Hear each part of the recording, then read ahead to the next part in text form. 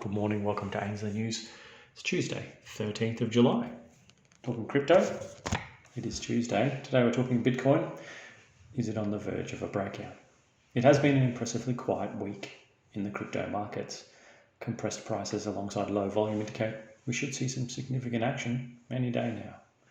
The direction this breakout moves will determine what the next few months will look like for BTC. The quiet before the storm is supported by various on-chain metrics in Glassnode's weekly report. Let's have a look at some of their analysis.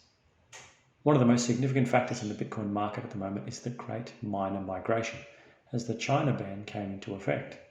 Glassnode's report suggests that the quicker the Bitcoin hash rate recovers, the less selling pressure there will be on the market, stating the following: rapid hash rate recovery may suggest offline miners have successfully relocated or re-established their hardware, recovering costs and likely reducing the risk of treasury liquidation sell pressure. Slow hash rate recovery may suggest the converse, where costs and outages continue to take a financial toll and thus increases the risk of treasury sales. This week the hash rate has recovered from the peak trough decline of 55% to around 39% decline.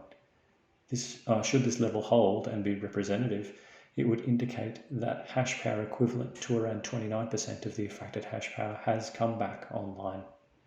Here's some mean hash rates here, shown graphically from Glassnode.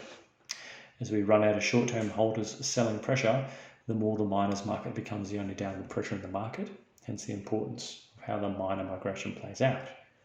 Miners who have remained in operation during this migration period have seen significant profitability increases and have begun stacking their BTC. What this indicates is that the only selling pressure in the market is A, short-term holders capitulating, and B, offline miners. Glassnode touches on short-term holder capitulation, supporting the thesis that they are running out of steam by stating the following. A key theme throughout 2020 and Q1 2021 was relentless depletion of exchange coin reserves, with many of them en route to the Grayscale GBTC Trust or accumulated by institutions. This showed up as a persistent net outflow from exchanges. Throughout May, this trend dramatically reversed as a flood of BTC was deposited to exchanges, alongside the market selling off by around 50%. On a 14-day moving average basis, the last 2 weeks in particular have seen a more positive return to exchange outflows at a rate of 2k or 2000 BTC per day. Here's another graph here showing the net transfer volume from and to exchanges, 14 moving day average. The AOSL metric captures the average age of spent outputs daily. Being that ASOL considers only the average age of spent outputs and not coin volumes, it is largely unaffected by quiet mempools.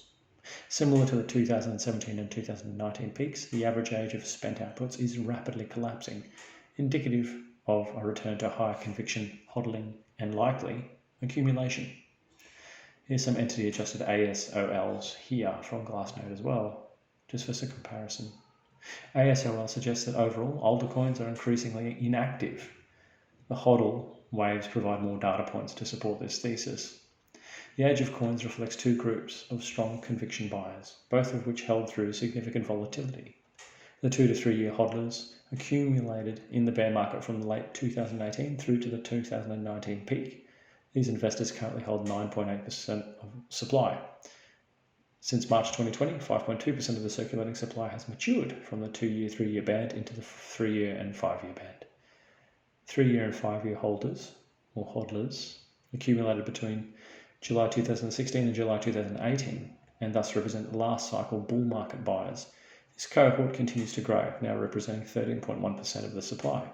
These investors bought between $640 and the previous all-time high at $20,000 and have held through significant volatility. For middle-aged coin, 6 months to 2 years old, data supports that through Q1 of this year, these investors were largely distributing declining waves. The accumulation range for these Q1 sellers extends as far back as January 2019 and after the 2018 capitulation to $3,000. Coins aged between 6 months to 12 months are this cycle's bull market buyers and now hold 9% of the coin supply. This age band has started to notably swell starting in early April, indicating that a large proportion of buyers from November to December 2020 have not spent their coins. The evolution of these middle-aged hodl waves over the next 3 months will be the key to appreciating how much of the early institutional supply remains tightly held, or conversely was sold over recently. Finally, Glassnode investigate the youngest economically meaningful coins, those aged between 1 month and 6 months. These represent bull market buyers who are generally buying coins off longer-term holders who are realizing profits.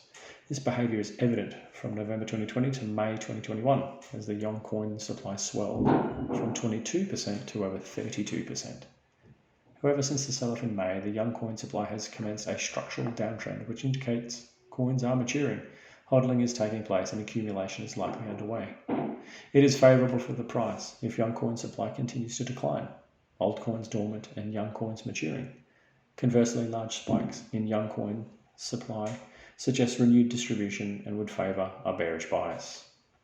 Here's those hodl waves here, just to give you an idea of old coins distributing and young coins maturing.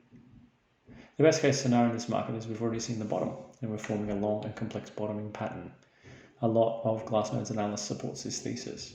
If we have seen the last of the large capitulation event, we should begin to see the price slowly pick up from here as more buyers enter the market and sentiment swings away from the extreme fear many are feeling. A bull market continuation certainly is on the cards, so don't miss the bottom. And that's news for today, everyone. If you are after some brilliantly cold stored Bitcoin, check out ainsleywealth.com.au.